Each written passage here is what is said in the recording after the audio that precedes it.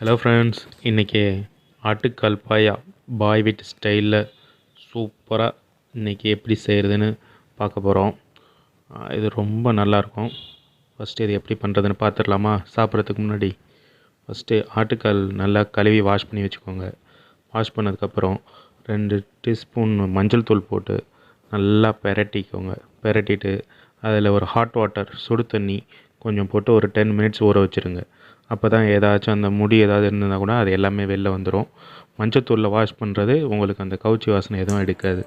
இப்போ நல்லா வாஷ் பண்ணி அந்த எடுத்ததுக்கப்புறம் குக்கரில் அந்த ஆட்டுக்காலை போட்டுக்கோங்க. ஆட்டுக்கால் போட்டதுக்கப்புறம் 2 பெரிய வெங்காயம், 2 தக்காளி, அப்புறம் கொத்தமல்லி, தேவையான அளவு உப்பு போட்டுக்கோங்க. உப்பு போட்டு நல்லா தண்ணி இது முங்குற அளவுக்கு தண்ணி ஊற்றிக்கணும். மஞ்சத்தூள் லைட் ஆட் பண்ணிக்கோங்க. இப்போ தண்ணி அந்த முங்குற அளவுக்கு நிறையாவே ஆட் பண்ணிக்கோங்க. ஏன்னா இது வேகிறதுக்கு டைம் எடுக்கும். நீங்கள் நிறையா விசில் விடணும். ஒரு 10லேருந்து 12 விசிலாவது விட்டால் தான் ஃபஸ்ட்டு ஒரு வேகும். திருப்பியும் நம்ம விசில் விடணும். ஃபஸ்ட்டு இதை முதல்ல இந்த ஆட்டுக்கால் ஸ்டாக்கை வந்து நல்லா வேக வச்சிடலாம்.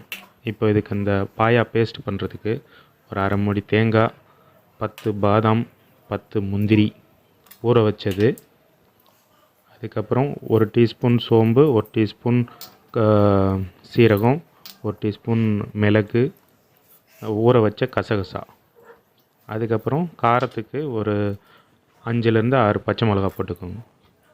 போட்டு இதை நல்லா பேஸ்ட் மாதிரி அரைச்சி வச்சுக்கோங்க தண்ணி ஊற்றி. இதுதான் இந்த பேஸ்ட்டு திக்காகும். நமக்கு கிரேவி திக்காகிறதுக்கு காரணமே இந்த பேஸ்ட்டு தான். இப்போது ஒரு குக்கர், இன்னொன்று குக்கர் எடுத்துகிட்டு அதில் ஆயில் தேவையான அளவு ஊற்றிட்டு நம்ம இந்த பட்டை, கிராம்பு, ஏலக்காய் இருக்குல்ல, அது எல்லாத்தையும் 4 போட்டுக்கோங்க. பிரியாணி இலை, பட்டை, கிராம்பு, ஏலக்காய். அதுக்கப்புறம் வெட்டி வச்சுருக்கிற 200 கிராம் சாம்பார் வெங்காயம், சின்ன வெங்காயம் வாங்க, அதை வந்து நல்லா பொன்னிறமாக வதக்கிடுங்க. அந்த ஆயில்லையே நல்லா வதங்கினதுக்கப்புறம் 1 டேபிள் ஸ்பூன் இஞ்சி பூண்டு பேஸ்ட்டும் நல்லா அடிப்பிடிக்காத மாதிரி பச்சை வாசனை போகிற வரை நல்லா வதக்கிட்டு, ஒரு பிடி புதினா, ஒரு பிடி கொத்தமல்லி எல்லாத்தையும் போட்டு நல்லா வதக்கிக்கோங்க. இது நல்லா நல்ல ஒரு வாசனை கொடுக்கும். அந்த புதினா, கொத்தமல்லி பிரியாணி ஸ்மெல் உங்களுக்கு வரும் இப்போவே. இப்போ இது நல்லா வதங்கினதுக்கப்புறம் நம்ம வேக வச்சோம்ல, ஒரு 10லேருந்து 12 விசில் வரையும் ஆட்டுக்கால் அந்த ஸ்டாக் போட்டோம்ல, அதை எடுத்து இதில் ஆட் பண்ணிக்கோங்க. அதையும் நல்லா போட்டு மிக்ஸ் பண்ணிவிட்டு இப்போ நம்ம அரைச்சி வச்சுருக்க பாயா பேஸ்ட் அதையே ஆட் பண்ணிடுங்க. அதில் அந்த மிக்சியில் இருக்கிற இதெல்லாம் கழுவி நல்லா ஊற்றிடுங்க. நல்லா மிக்ஸ் பண்ணதுக்கப்புறம் நம்ம இதில் மிளகாத்தூள் இதில் ஆட் பண்ண மாட்டோம். ஒன்லி பச்சை மிளகா, இந்த தனியாத்தூள், இதுதான் அந்த காரத்துக்கு கொடுக்கும். தனியாத்தூள் 2 டீஸ்பூன். இது நல்லா கொஞ்சம் கரம் மசாலா 1 டீஸ்பூன் போட்டுக்கோங்க. இதெல்லாம் நல்லா மிக்ஸ் பண்ணதுக்கப்புறம் தேவையான அளவு உப்பு உங்களுக்கு சேர்த்துக்கோங்க. ஆல்ரெடி கொஞ்சம் வேக வைக்கும் போது கொஞ்சம் உப்பு சேர்த்துருக்கோம். அதனால் பார்த்து உங்களுக்கு எவ்வளோ அளவு தேவையோ அந்த அளவுக்கு உப்பு போட்டு நல்லா மிக்ஸ் பண்ணி விட்டு கிளறி விட்டுருங்க. எல்லாத்தையும் இப்போ நல்லா போட்டு தண்ணியை ஊற்றியாச்சு. இப்போ இதை விசில் விடணும். திருப்பி ஒரு 6லேருந்து ஒரு 8 விசில் வரையும் நல்லா விட்டுக்கோங்க. கொத்தமல்லி மேலே போட்டு இதை மூடி வச்சு ஒரு 8 விசில் விட்டுருங்க.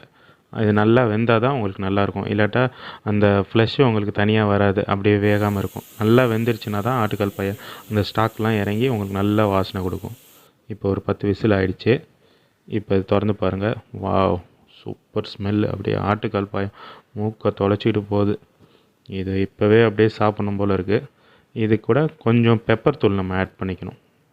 காரத்துக்கு இது பெப்பர் தூள், பச்சை மிளகாய், இது மட்டும் தான் நம்ம ஆட் பண்ணியிருக்கோம். மிளகாத்தூளே இதில் ஆட் பண்ணக்கூடாது. ஆட் பண்ணிங்கன்னா அது குழம்பு மாதிரி, வேறு அந்த மட்டன் குழம்பு மாதிரி ஆகிடும். ஓகே, இப்போ இதை சாப்பிட்லாமா?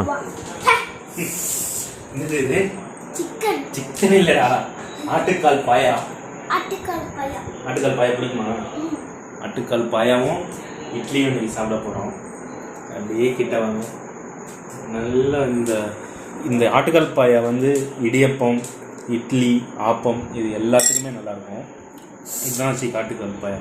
இது சாப்பிட்டிங்கன்னா ரொம்ப இந்த போனு கால்சியம் அவங்களுக்கெல்லாம் ரொம்ப இது நல்லது. குழந்தைங்க பெரியவங்க எல்லாருமே சாப்பிட்லாம். மாதத்துக்கு ஒரு தடவை அந்த ஆட்டுக்கால் பாயா வாங்கி பசங்களுக்குலாம் கொடுத்தீங்கன்னா போன் நல்லா எப்படி இருக்கும், ஸ்ட்ரென்த்தாக இருக்கும். அதனால எல்லாரும் ஆட்டுக்கால் பாயா சமத்தாக சாப்பிடணும் சரியா? நீயும் சாப்பிடணும் சரியா? மட்டன் கறி சாப்பிட்றத விட இந்த ஆட்டுக்காலில் இந்த ஜூஸ் இதெல்லாம் இறங்கி இதில் எந்த மிளகாத்தூள் எதுவுமே போடாதனால குழந்தைங்க எல்லாருக்குமே கொடுக்கலாம். இதை நீங்கள் ட்ரை பண்ணி இப்போ ஆஷிக்கு வந்து சாப்பிட்டு பார்த்து எப்படி இருக்குன்னு சொல்கிறோம். ஃபஸ்ட்டு பைட்டே ஆஷிக்கு தான் சரியா? கிட்ட வந்து சூடாக இருக்குது.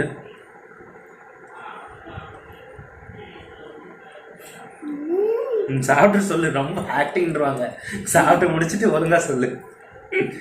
சூடாக இருக்கா? எப்படி இருக்குன்னு நான் இங்கே சொல்லிடு.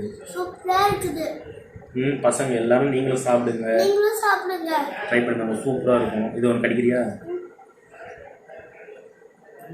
அதான் இதுதான் இந்த ஆட்டு, இதுதான் ரொம்ப ஸ்ட்ரென்த்து. தொட்டு சாப்பிட்றியா? ஓகே, அடுத்த வீடியோவில் உங்களை பார்க்குறோம். இப்போ சாப்பிட்றதுனால என்னால் பேச முடியல. இப்போ நம்ம சாப்பிட்டு அடுத்த வீடியோவில் பார்க்கலாம். பாய். மறக்காமல் நம்ம சேனலை சப்ஸ்கிரைப் பண்ணிடுங்க, அப்போ தான் புது புது வீடியோ வந்துக்கிட்டே இருக்கும். ஓகே, பாய்.